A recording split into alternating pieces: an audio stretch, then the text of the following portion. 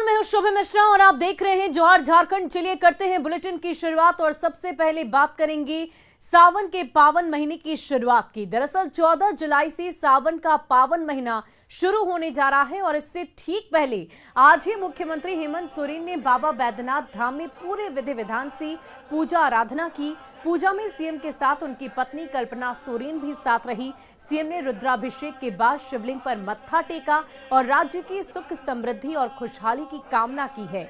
मुख्यमंत्री के दौरे को लेकर मंदिर में विशेष तौर पर इंतजाम किए गए थे। ये तस्वीरें आप देख पा रहे हैं किस प्रकार मुख्यमंत्री हेमंत सोरेन और उनकी पत्नी यानी कि कल्पना सोरेन उनके साथ मौजूद हैं और दोनों ने ही देव नगरी में पहुंचकर बाबा की पूजा आराधना की। किस प्रकार वो रुद्राभिषेक कर रहे हैं, इसकी तस्वीर आप इस वक्त अपनी टीवी स्क्रीन पर देख रहे हैं।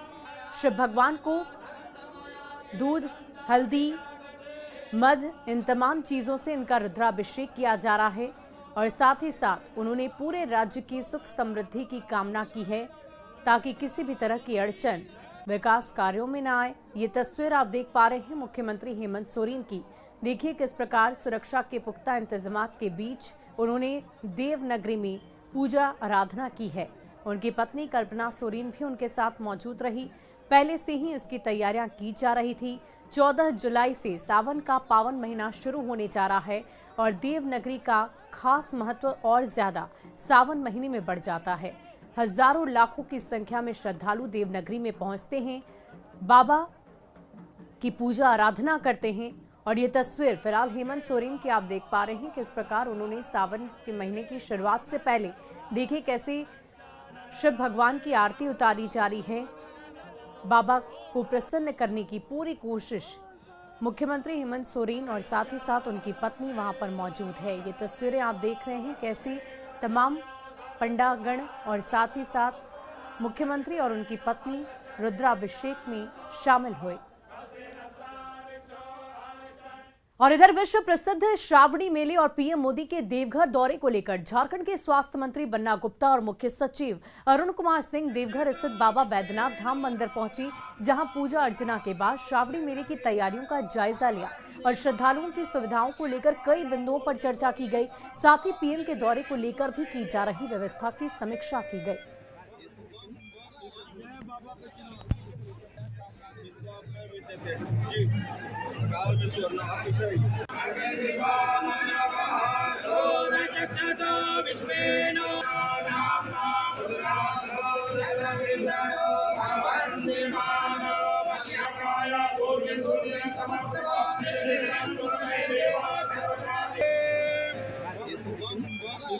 बाबा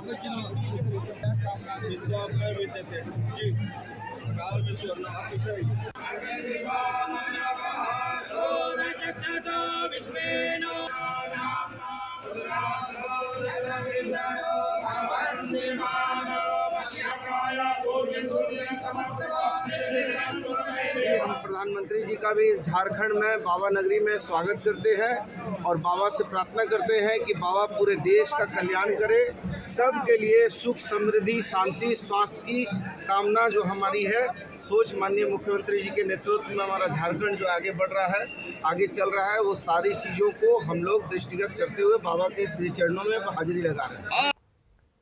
और अगली खबर आपको जमशेदपुर से बताते हैं, जहां अधिकारियों की लापरवाही ने करोड़ों की गाड़ियों को कबाड़ बनाकर रख दिया है। सिद्धगोड़ा ट्रांसपोर्ट बस्ती में बने यार्ड में करीब 100 से अधिक ऐसी गाड़ियां हैं जो मामूली खराबी की वजह से कबाड़ हो गई। इसमें 50 से ज्यादा बसें भी हैं जिसे झारखंड सरकार ने साल 2008 और 9 में खरीदा था, लेकिन परिवहन विभाग के अधिकारियों ने उसे कबाड़ बनाकर रख दिया।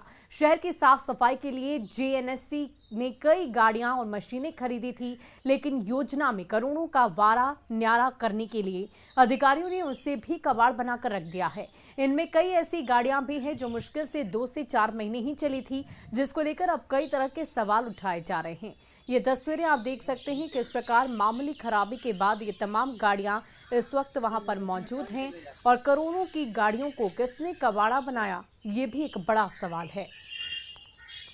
साहब आप नीलाम कर दिए होते, बेच दिए होते, या कोई खरीदेगा कि नहीं खरीदेगा। दूसरा कि पैसे आ जाते हैं भारत सरकार से राज्य सरकार को, राज्य सरकार दे देती है जेएनएससी को, तो पैसा खर्च करना है, दिखाना है, तो जिस मद में खरीद करना होता है खरीद हो जाती है। नीचे से ऊपर तक सब दिखा देते हमारा पैसा खर्च हो गया साहब, ये हमारी उपलब्धि हो गई, हमारी प्रगति हो गई, विकास हो गया। मगर सही मामले में जनता के हित के लिए जो काम होना था वो काम तो होता नहीं है। मेंटेनेंस नहीं होने के कारण जो है करोड़ों का संपत्ति जो है सरकार का बेकार हो गई है, और ये सब जो है मिली भगत जो है वो जेनेसी के पदाधिकारियों की मिली भगत के कारण ही हो रहा है। जमशेदपुर के ट्रांसपोर्ट बस्ती में करोड़ों की लागत से यहाँ पर साफ सफाई की गाड़ियाँ और स्वराज बस जो सरकार ने ग्रामीण क्षेत्र के लिए संचालित करने के लिए दिया था, करीबन यहाँ पर 50 से अधिक बसें जो पूरी तरह कबाड़ हो चुकी है। साफ सफाई की कई ऐसी यहाँ पर गाड़ियाँ जो वह कबाड़ होती जा रही है।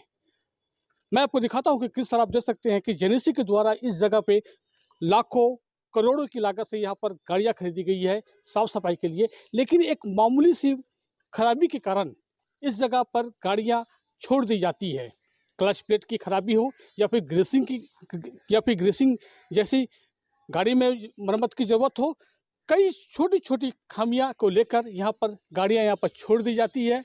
ऐसा इसलिए है क्योंकि जेनेसी के पास मरम्मती के लिए, रिपेयरिंग के लिए ऐसी कोई योजना नहीं है, जिस कारण से यहाँ पर गाड़ियाँ खड़ी हो जाती है और फिर जेनेसी को हर साल जो नए गाड़ी के यहाँ पर जो खरीदने के जो पैसे आते हैं, जो रुपए आते हैं, उससे फिर नई गाड़ियाँ खरीदती है। फिर वही स्थिति गाड़ियाँ में अगर मामूली खराबी हो जाए तो उसे इसी ट्रांसपोर्ट बस्ती इस यार्ड पे से छोड़ दिया जाता है। प्रवंजन कुमार, न्यूज़ 18 जमशेदपुर। और देखिए, जामताड़ा से आपको बड़ी खबर बता दें, जहां 3 शातिर साइबर अपराधी को गिरफ्तार कर लिया गया है। छापेमारी के दौरान 4 अपराधी फरार हो गए, 17 मोबाइल, 2 सिम कार्ड बरामद किए गए हैं और इतना ही नहीं, 4 पासबुक, 2 चेकबुक और 2 बाइक भी जब्त की गई है। संगठित गिरोह के सदस्य हैं ये अपराधी। केवाईसी अपडेट करने के नाम पर ये ठगी किया करते थे। तो ये बड़ी खबर आपको जामताड़ा से बता रहे हैं, जहां साइबर अपराधियों की गिरफ्तारी की गई और कई तरह के आपत्तिजनक सामान बरामद किए गए हैं। वहीं गोड्डा के पीरपैंती रेल लाइन का कार्य अब अधर में लटक गया है। दरअसल गोड्डा पीरपैंती लाइन पर राज्य सरकार ने हाथ पीछे खींच लिए हैं और पैसे देने से इनकार कर दिया है। ऐसे में गोड्डा पीरपैंती लाइन बन पाना मुश्किल नजर आ रहा। आपको बता दें कि गोड्डा पीरपैंती लाइन बनने में पहले सरकार ने कहा था कि 50% पैसा राज्य सरकार देगी, लेकिन अब राज्य सरकार के इनकार के बाद रेलवे ने भी अकेले दम पर रेलवे लाइन बनाने से मना कर दिया है। जब तक राज्य सरकार रेडी नहीं होगी, जो कि वो पहले राज्य सरकार ने सहमति दी थी कि हम गोड्डा पीरपैंती के लिए 50% शेयर करेंगे, पर अब क्योंकि उन्होंने विड्रॉ कर लिया है कॉस्ट शेयरिंग, तो अब रेलवे जो है keeping in view the finances, तो फिर रेलवे ने भी अभी रोक दिया उसको। गोड्डा रेलवे लाइन का एक्सटेंशन होगा या नहीं होगा, ये एक बड़ा सवाल सबके मन में था और कौतूहल का विषय बना हुआ था कि क्या गोड्डा से पीरपैंती तक की लाइन जुड़ेगी। तो इसका उत्तर अब रेलवे ने क्लियर कर दिया है कि ये लाइन फिलहाल नहीं जुड़ने वाली है, क्योंकि राज्य सरकार ने अपने हाथ पीछे खींच लिए हैं।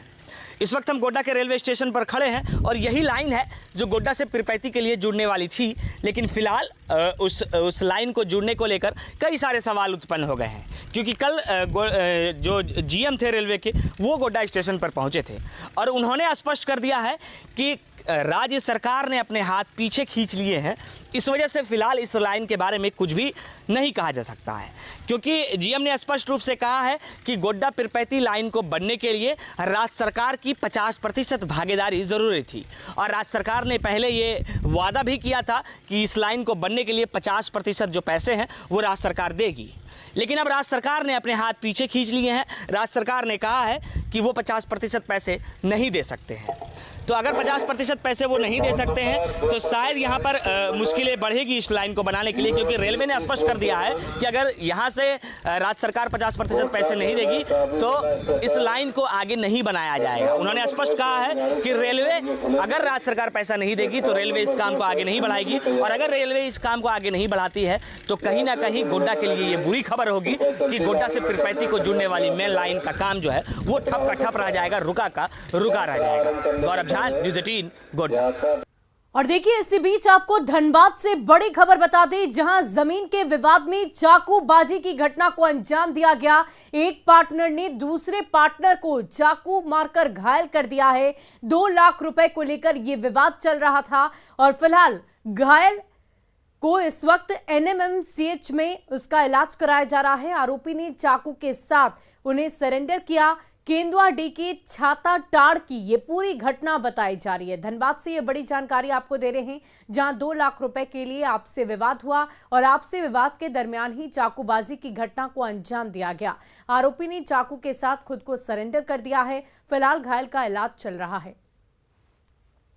और गढ़वा में अंधविश्वास के फैले अंधियारे को हटाने का बीड़ा उठाया है 2 दिव्यांग युवकों यानी कि संतोष उरांव और शनि उरांव ने।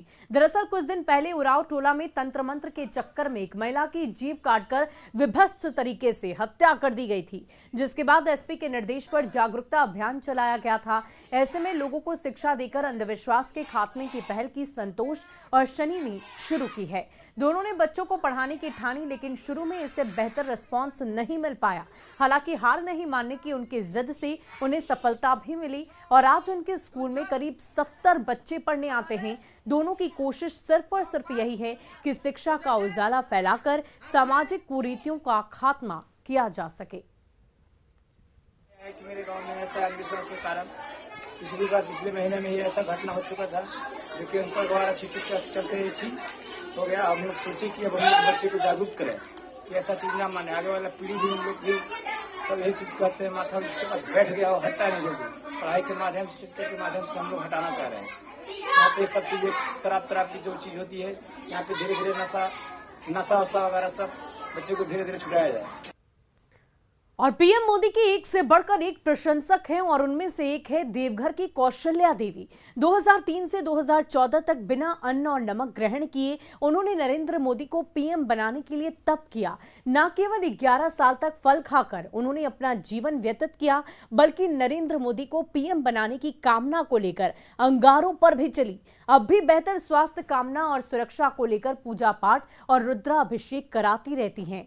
दरअसल कौशल्या देवी के ससुराल वालों को मोदी पसंद नहीं थे और मोदी का भाषण सुनने की वजह से उनकी पिटाई कर दी गई थी, जिससे गर्भ में पल रहे बच्चे की मौत हो गई थी और इसके बाद कौशल्या देवी ने ससुराल छोड़ दिया। कौशल्या देवी की कामना है कि देवघर आने वाले प्रधानमंत्री मोदी उनसे एक दफा जरूर मुलाकात करें।